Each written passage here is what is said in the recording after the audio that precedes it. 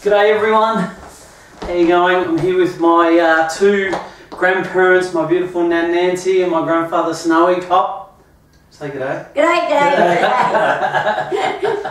I just thought I'd do a little video because these two obviously have had a massive impact on my life and the information that I learnt. So I'll start from the start for you guys. How long have you been married for? 7 years. Yeah. And where did you meet? In the city in Melbourne. Yeah. And you've obviously had 2 kids. Yes. And you raised a stepchild. No, not fostered. Fostered, Robert. Yeah. Yeah.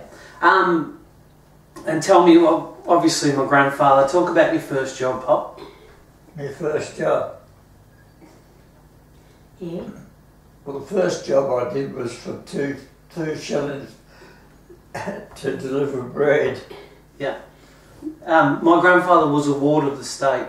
Yes. So do you want to explain what that is? Well, My parents died. My mother died. yeah, well, when I was quite young, my mother died, and the uncle, Yeah. the uncle, he told us that they couldn't find our father. Yep. He was a merchant, Fruiterer. and he was in the bush all the time.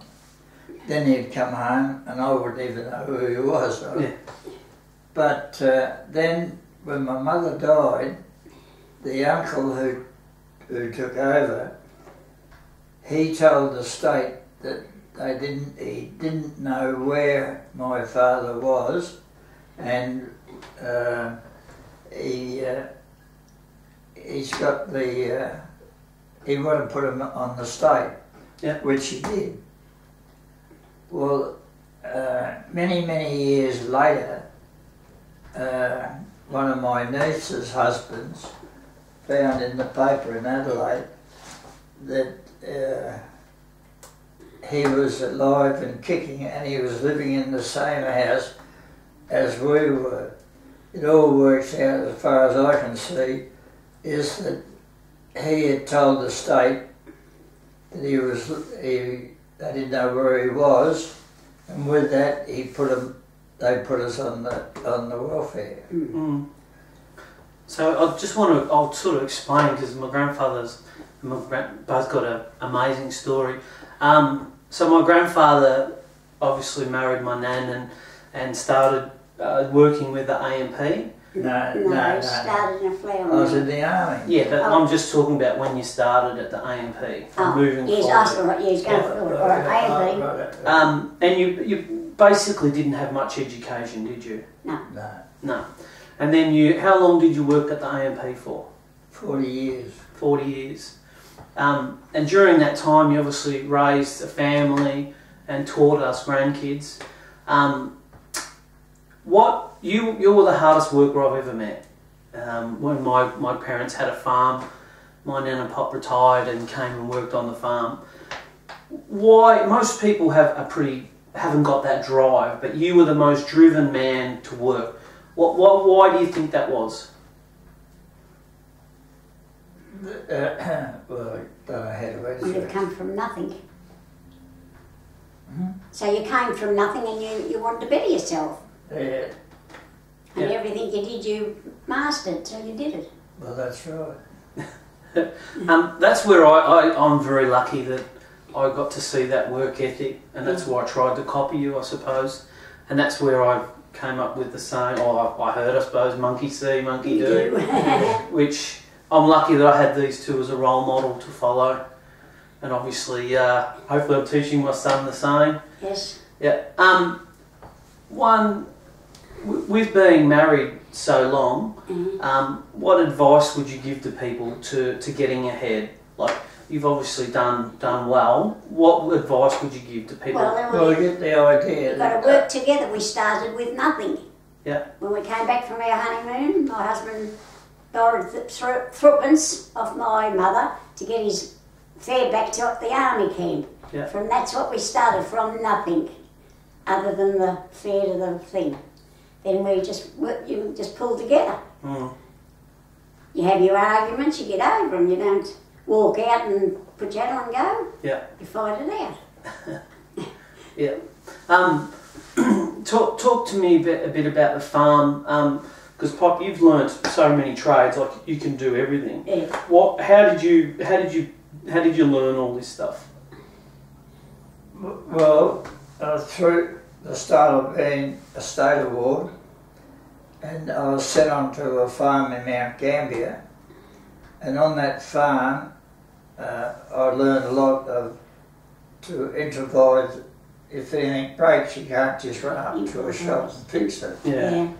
And I learned by what I saw, kept it in my mind, and how to work it out and benefit by it, which is obvious that's what's happened. Yep. And then from then, You went when your dad and mum got onto the farm, that helped me out, because I could see that he didn't know what was happening. Yeah. He was a very brainy man, and he was a good writer and could do beautiful poetry. Yeah. poetry. And so we went over there. Because he was well educated, Dad. Hmm? He was well educated by the Yeah. Catholic Church. Yeah. Yeah, but you weren't. No, well, in my case, I wasn't allowed to learn. Yeah. Because on the state, the fact that they found out that I was doing any good, they would shift me from there to something else. Yeah. And get me away from it. And the other part of it was that there was no one to pay for education, so I wasn't allowed to have it. Mm. And so what happened from there, I was put in an opportunity class, and in between, to break the tide, I'd run away from the home, and I did that many, many times, and changed the subject around. Well, that's what happened. Yeah. But then, with one Scotch people I lived with, Their name was Galbraith. yeah, and she was very good to me. Yeah.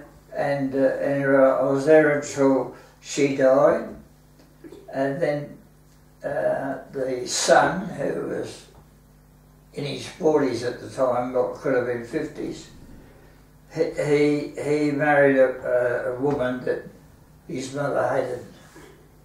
At any rate, well, with that life sort of changed around so much, I went to the welfare and I said, look, it's not the same anymore. I said, he's married and it's a different lifestyle. And I said, I'm not going to take it. Yeah. And so anyway, they said, righto. Then I told them I could get a job with Elder Smith in the Northern Territory. And I told them where the place was in the Northern Territory, and they said, well, it's too far away. He said, we can't get there to check on you. So it came up that I write every 3 or 4 weeks, write and let the state know what was happening. Yeah. Which that's what happened. Yeah. And through that, there I was on the station, and then when I come 18, there was a bloke, like in between that, I worked for the government in the munition works. Yep. I won't tell you that story, but I can.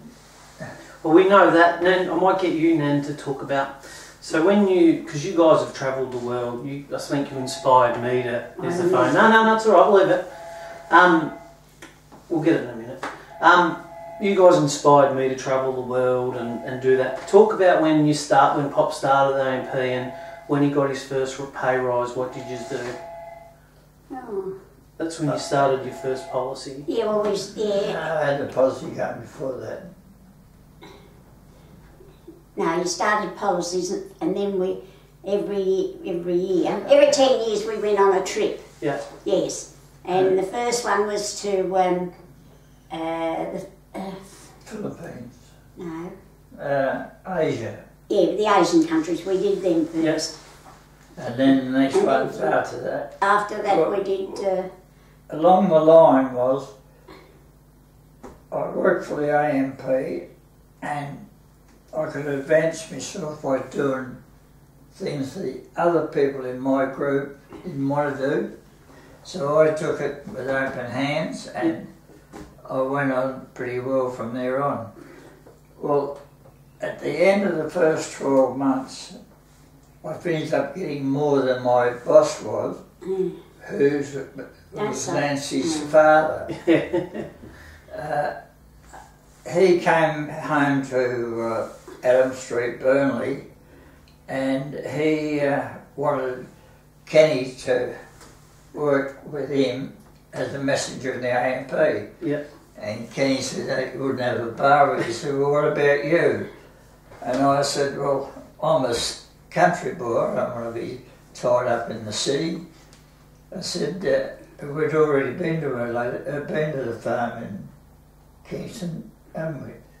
Must have been. No. At any rate, eventually, he said that this job, and I went to the AMP and had the interview. And the funny part about that interview was,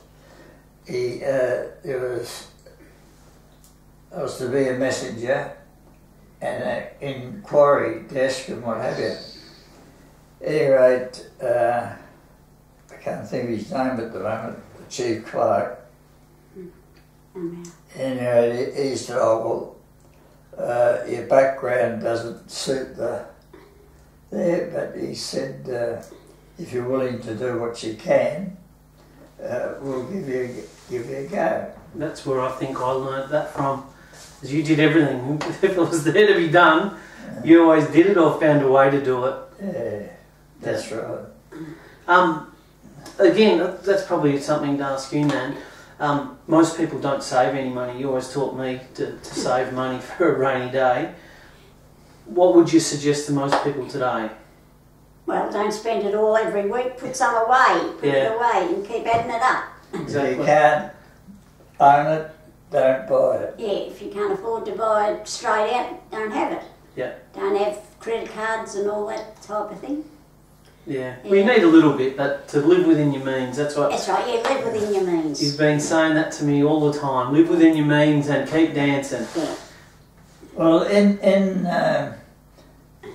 get back to how we got our trips, was working for the AMP, and I was doing more than what my boss was doing. Yeah. And I had me fingers in more pies than anyone else. And they had, the AMP had bought a machine for putting letters into envelopes and whatever. And no one could do it, and I woke up to what the trouble was, and I did it. Yeah. And that's where Bob Wall, the manager, come into the act to, if he can't get it, if Bill can't do it, which was the boss, give it to Snowy. Well, what happened there was the two who were looking after the boardroom on board days, they decided that they'd both have their holidays on the one day, because on the one particular month. So anyway, that's what happened. So they took the holiday and they rang Bill, which was my father-in-law and my boss. Well, there's no one up in the boardroom to set the board up for the thing. Well, while I was, every board day, I used to go up there to answer the phone and the dictaphone and whatever. And I used to look through the door and see what the other bloke was doing. And it was the same line as what I did in the army as a steward. Yep. And so at any rate, Bill said to the boss bloke, I can't do it, but he said Snow would be able to do it because he was a Steward in the army. He was a steward in the army, a battalion steward. Yeah. So at any rate, I got the job. Well, eventually I took over altogether because he couldn't do the things that I could do with the stewarding and what have you. Good.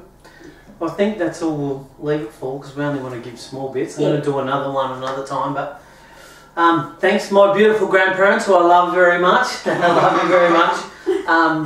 I'll do another one of these in another couple of weeks, so hopefully this is some good information because these two are my heroes. They're obviously that work ethic and being there, especially being there for me when I needed it. They've been unbelievable. So thanks, Nan and Pop. Thank you. See ya. Thank you, darling.